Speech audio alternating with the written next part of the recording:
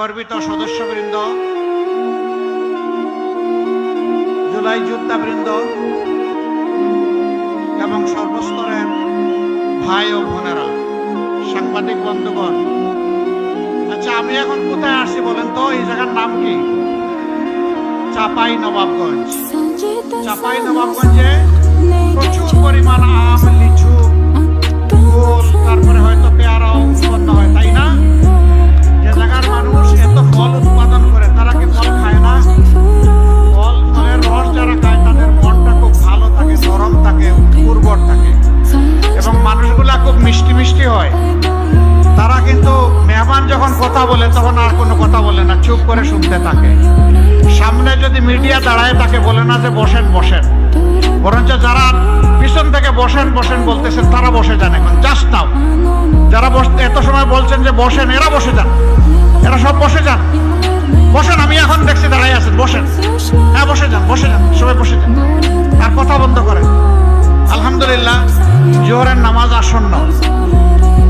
আল্লাহ তাআলার অশেষ শুকরিয়া, আজকে এখানে জনস্রোত নেমেছে।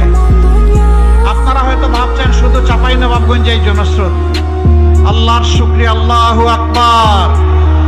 তিস্তা পার থেকে শুরু করে সমুদ্রের পার, জাফলং থেকে সুন্দরবন, টেকনাফ থেকে তেতুলিয়া, সকল জায়গায় আজকে মুক্তির পক্ষে, ন্যায়ের পক্ষে, ইনসাফের পক্ষে, মানবিক বাংলাদেশের পক্ষে গণজোয়ার সৃষ্টি হয়েছে।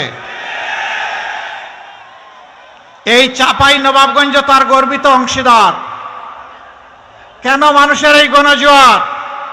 মানুষ বিগত 54 বছরের শাসন হোক আর অপশাসন হোক তা দেখেছে। ওইটা দেখতে দেখতে ক্লান্ত হয়ে পড়েছে।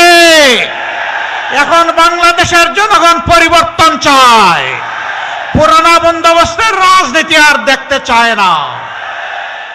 জুলাই যোদ্ধারা সেদিন রাস্তায় নেমে বলেছিল, উই ওয়ান্ট জাস্টিস, আমরা সর্বক্ষেত্রে ন্যায় বিচার চাই। তার মানে হলো ন্যায় বিচার নাই, সেই ন্যায় বিচার আমরা প্রতিষ্ঠা করতে চাই ইনশাআল্লাহ। রাজার জন্য যে বিচার, সকলের জন্য সেই একই বিচার। একজন সাধারণ মানুষ অপরাধ করলে বিচার হবে যেটা, শাস্তি হবে যা। দেশের প্রেসিডেন্ট কিংবা প্রধানমন্ত্রী একই অপরাধ করলে তাদেরকেও ছাড় দিয়ে কথা বলা হবে না।